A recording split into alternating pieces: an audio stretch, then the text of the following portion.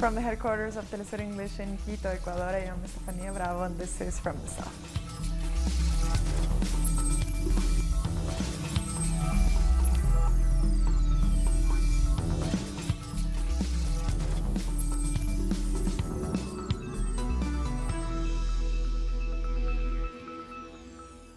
Venezuelan President Nicolás Maduro says that intelligence services knew of a plan to try to oust him from power. According to Maduro, it was meant to prevent his re-election, but democracy won out in the end. Of course, we knew about the conspiracy. It was the Bolivarian government that discovered this conspiracy. The conspirators and arrested them. It was the armed forces that arrested them and imprisoned them. The counterintelligence organizations of Venezuela. Of course, Rick, we knew about it. I said, Rick, in all the campaign, come lightning or thunder, there will be elections. Whoever comes out, we were ready for the elections and for the people to exercise their right to vote. If such a group had come out, probably even more people would have come out and voted, because people, nobody wants anyone to intervene and try and undermine Venezuelan democracy. He also says his government is willing to talk to the U.S., but only on the basis of mutual respect. If the government of the United States, President Donald Trump, el Departamento de Estado, and the State Department, o cualquier instancia quisiera or en other algún body momento wants at any time establecer to establish diálogos talks, de dialogue, comunicación fluida, fluid communication, respetuosos, respectful para una communication, cooperación entre for gobiernos, cooperation between con governments, todas las diferencias que nosotros with all tenemos the en lo differences we ideológico y have, lo político, ideologically, yo politically, estaría listo y dispuesto I para would be hacerlo. totally ready to do that. A new group of Venezuelan migrants in Peru are returning back home thanks to the Return to the Homeland program. Our correspondent in Lima, Jaime Herrera, tells us more. Preciso instante en que 93 venezolanos 93 Venezuelans are boarding towards Venezuela thanks to the Return to Homeland program. This is the third flight of Venezuelan migrants returning from Peru to start over in Venezuela. It is aimed at helping the citizens that were living here in difficult circumstances. Some of them were homeless, many of them tell stories of work exploitation, xenophobia, and mistreatment. y que hoy han decidido acogerse a este plan Vuelta We a la thank Patria. Jaime for that report. People in Costa Rica are asking for tighter controls on borders, but human rights defenders are worried this could fuel discrimination in the country. Violent protests took over the streets of San Jose. Xenophobic groups are asking that borders be controlled and that the government stop receiving migrants. They say their concerns are over jobs and safety. We are not against foreigners or immigrants. We are not xenophobic or racist, but we are against crime and criminals. Nosotros estamos en contra de que vengan a delinquir. We are against people coming to steal. We have enough criminals as it is. Now we have to burden ourselves with other countries' problems. They are irresponsibly letting people in when our unemployment rate is already at 10.5%. It's against common sense to receive so many people when our economic situation is so poor. Even mayors of border towns have asked for higher control. We care about border control. We need more manpower. We live in peace with our neighbors, but we must lawfully protect our borders. Human rights defenders are worried about the rise in xenophobic discourse, something which hadn't been seen before in the country at such a large scale. The violent discourse is becoming noticeable on a physical level. In the last protests we had in San Jose, some Costa Ricans actually attacked a group of foreigners. Protests against migrants on the streets, in social media, and even by some authorities are not being recognized by migration services, who proclaim that xenophobic rhetoric is decreasing. The number of pro-migrant organizations are higher than those who have attacked these groups. Costa Rica deems itself as a multicultural country, and migration has always meant a lot for arts, education, sports, and society in general. The Congress of South African Trade Unions continues in Johannesburg for the second day. General Secretary of the South African Communist Party, Blade Simande, lamented the state of the South African economy. He said state revenue is under severe pressure. Debt, class inequalities, unemployment, and poverty levels also remain high.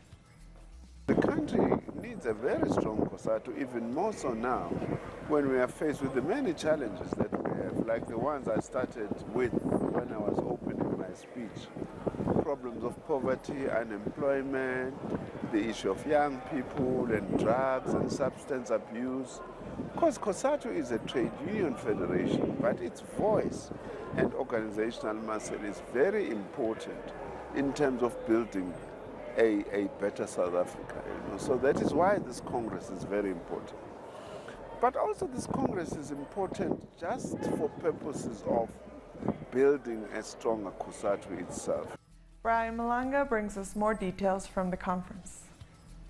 Top of the agenda today was once again that topic that I introduced yesterday, the issue and the notion of gender equality. And it is interesting to note that as we have and as the Congress has this conversation around gender equality, the conversation is around saying no to unfair treatment, no to discrimination, and it is even brought into the whole conversation and debate what we might consider as sexual minorities, and this is the LGBTIQ community. And it's very important to note that the 13th conference is actually saying there will no longer be tolerated any form and shape of any discrimination within the Congress, within the Federation, and within all of its alliance partners. Then connected to that is the whole notion of empowerment of women. And we saw that very clearly today, where we have one female candidate who went unopposed and who's going unopposed in this battle for leadership. She is the first, she's going to be the first in South Africa. She's also going to be the first on the continent who is going to be the head of a trade union federation. We thank Brian for that report. Other news now, former Argentinian President Cristina Fernández de Kirchner has appeared in court for a third hearing. A judge has requested her immunity as a senator be lifted so she can be detained. She's accused of taking part in a bribery network during her presidency. But Fernández has denied any wrongdoing. Many believe this is just another example of the political persecution of a progressive Latin American leader. Fernández's supporters gathered outside the court in Buenos Aires. They say the current government is using Fernández's case to distract attention from the country's economic crisis. They defend Fernández as one of the leaders who worked towards bringing social justice in the country. This is all a circus. They brought her here because they obviously want to cover up their tracks.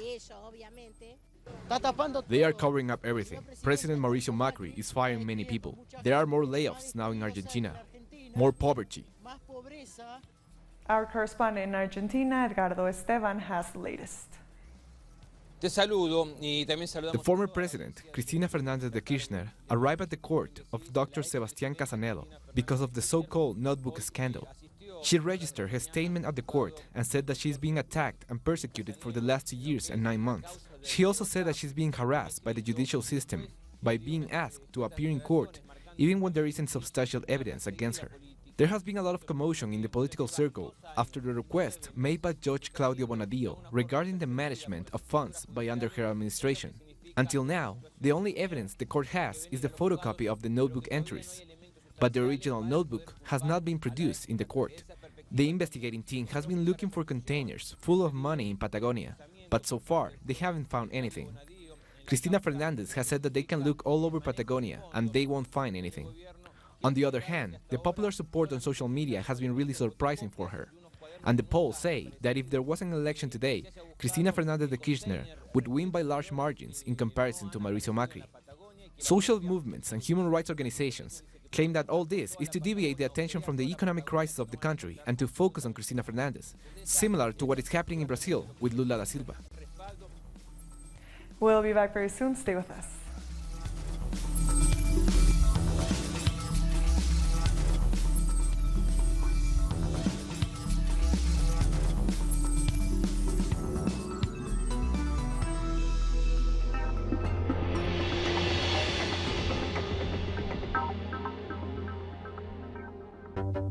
With developing events being presented through analysis. Our coverage transcends borders. With renowned journalist Walter Martinez. Salud amigos, tripulantes de nuestra querida, contaminada y única nave espacial. Dossier. Weekdays. Only on Telesur. Y ponga usted las cámaras, señor director.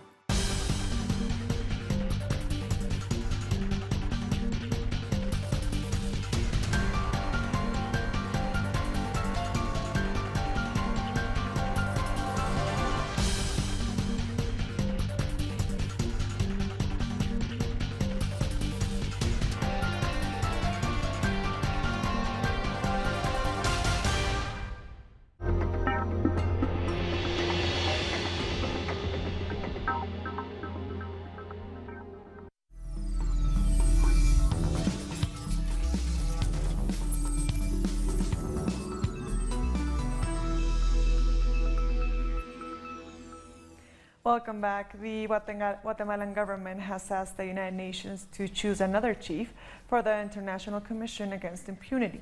The government insists it will continue to deny current chief Iván Velázquez entry into the country. It also says the new commissioner must be appointed with the approval of Guatemalan authorities. In Honduras, the first hearing for those accused of murdering activist Berta Cáceres has been suspended. Now the victim's family has submitted a request for an independent trial amid accusations of a political cover-up. Cáceres' relatives and their attorneys arrived at the court with doubt weighing heavily on their minds. We have information that those judicial orders were not adhered to on several occasions.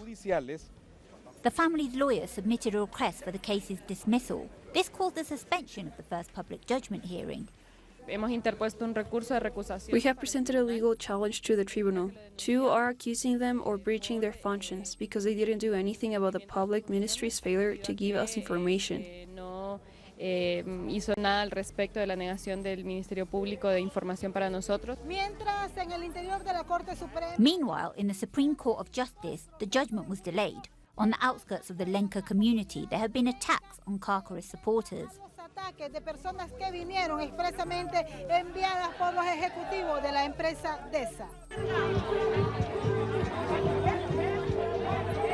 A group of people from the Rio Blanco area, where the energy development company is located, even harass persons who fight for justice for the slain activist. The state and the companies has been instigating this court, but I want to publicly state that these people from the company DSA came to tell us that we are slaves. Members of Honduras' Council of Popular and Indigenous Organizations, who were led by Berta Cáceres, say they do not trust legal process.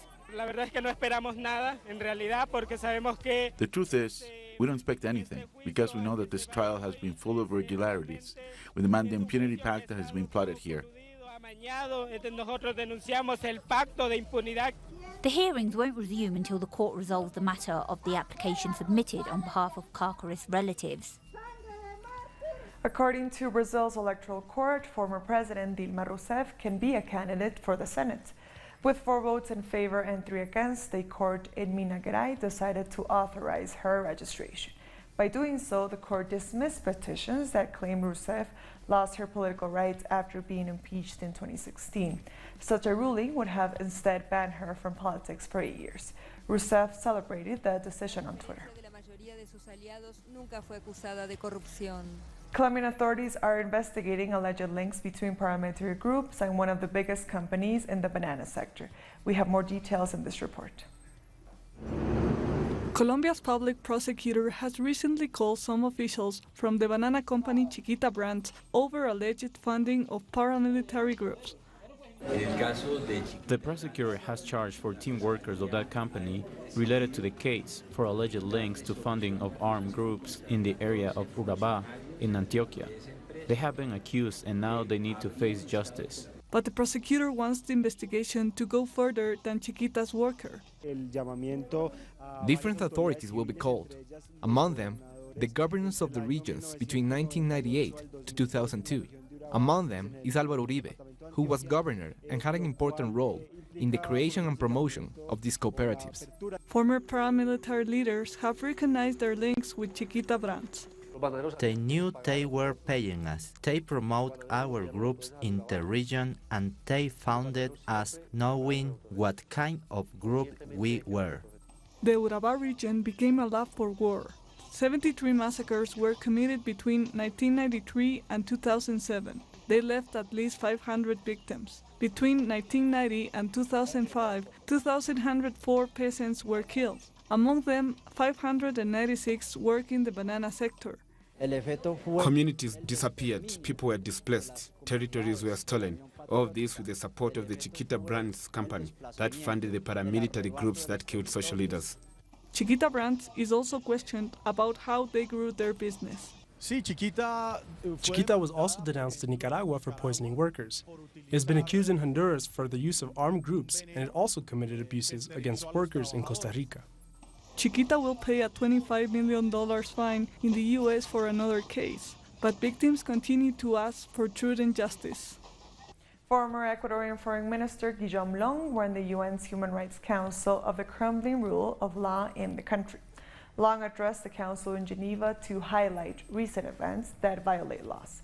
He stated that measures are being instituted to persecute the opposition, including former President Rafael Correa. According to Long, this is just another example of lawfare that's being used across Latin America. Until a few months ago, I represented Ecuador in this very council.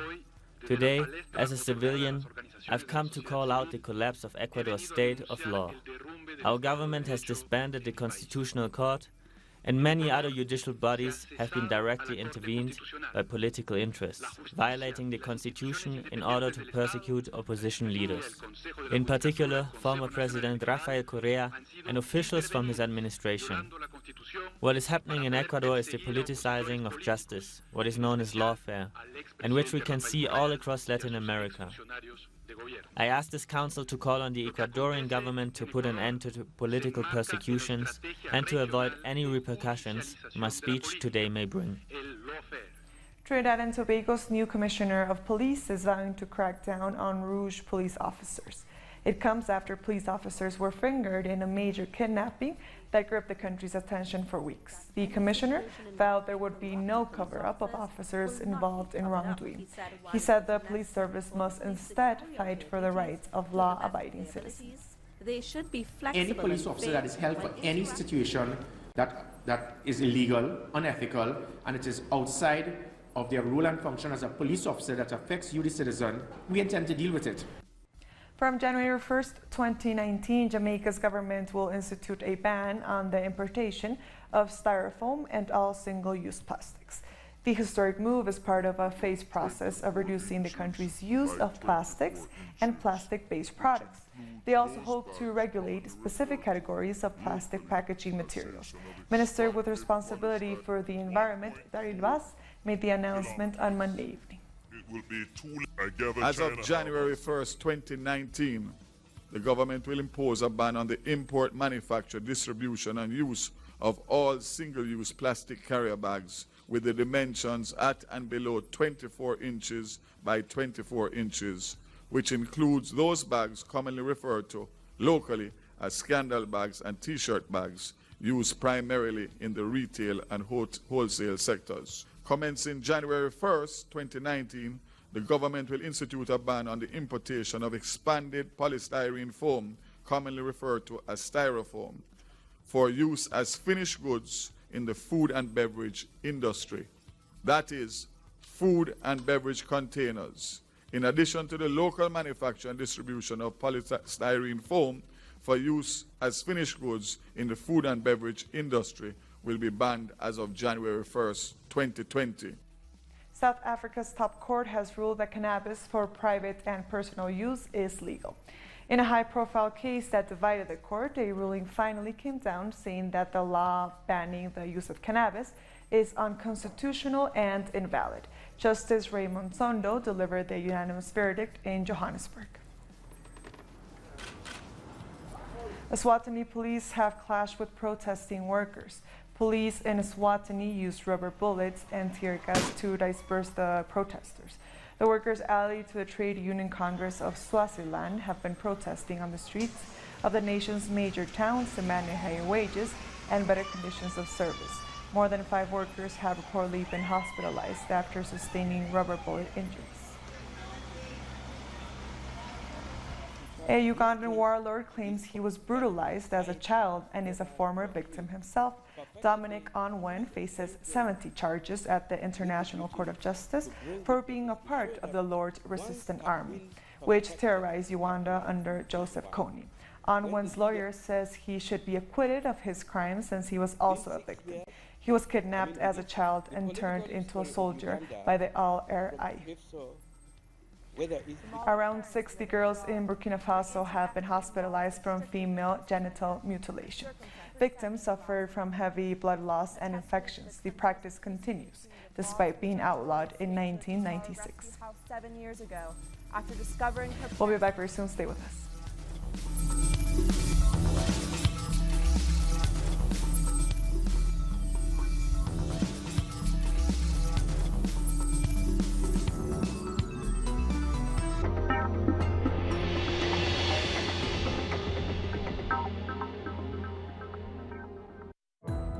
Our actions have an impact on the environment.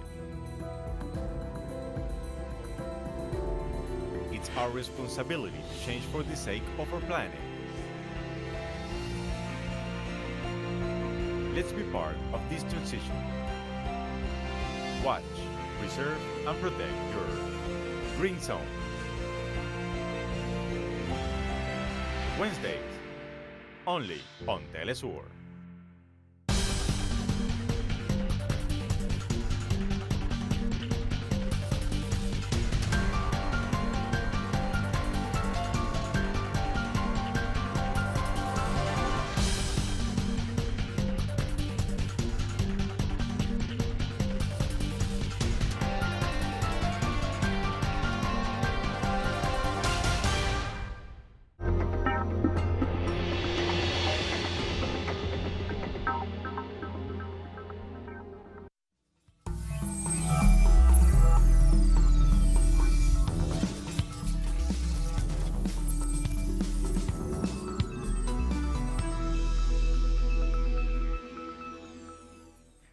Welcome back. Talks between the North and South Korean leaders have begun in Pyongyang. Denuclearization is the main topic in this third inter-Korean summit. Moon Jae-in and Kim Jong-un both want to improve inter-Korean cooperation. Moon's 3-day visit is the first by a South Korean president to Pyongyang in a decade. Our correspondent in Beijing, Isaura Diaz, has more. The third inter-Korean summit has started. North Korean President Kim Jong-un is meeting South Korean President Moon Jae-in in Pyongyang. Kim Jong-un actually received Moon Jae-in at the airport, where they greeted each other with a great enthusiasm. Moon Jae arrived along with a number of business leaders, and different meetings have already been held. The next official meeting will be on Wednesday. There are 3 main objectives for this visit. The first is to promote inter-Korean relations. The second is supporting talks for denuclearization between North Korea and the United States. And the third is de-escalating military tensions so that the Korean peninsula can find peace. Kim Jong-un has reiterated his compromise to denuclearization, despite the fact that talks between the US and North Korea have recently cooled down. This is due to the US's refusal to acknowledge the end of the Korean War until North Korea has acquiesced to their demands. Moon Jae-in has shown willingness to step in as a mediator for both sides, so a deal that benefits all parts can be reached. We thank Isaura for that report. The U.S. has imposed new tariffs on Chinese imports starting next week. The new tariffs are worth $200 billion. Trump's administration is also threatening to target even more Chinese products if Beijing retaliates. Yet the Chinese government said it would impose tariffs on U.S. goods worth $60 billion to retaliate the United States move. We'll see what happens as to whether or not we're able to do something, in particular with China. That's a big one because the losses have been staggering for so many years for our country, and we just can't let that happen anymore. The leaders of Russia and Israel have spoken to each other following the downing of a Russian military plane near Syria's sea coast. At least 15 Russian personnel were killed in the accidental strike by Syrian forces amid an Israeli air raid. President Vladimir Putin said that the shooting down of the plane was the result of a series of tragic and chance circumstances. Initial reports have said it was the Israeli military who shot down the Russian aircraft, leading to serious threats to Moscow.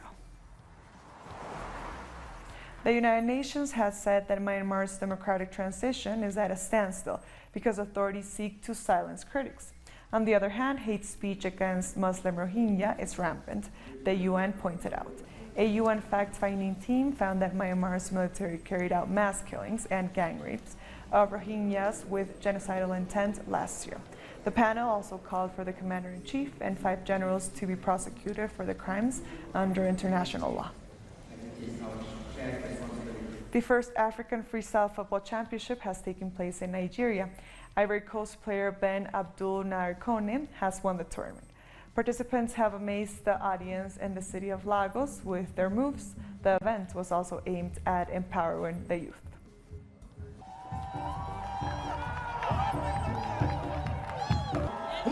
And with that story, we've come to the end of this news brief. These and other stories, as always, you can find them on our website at telesurtv.net/English.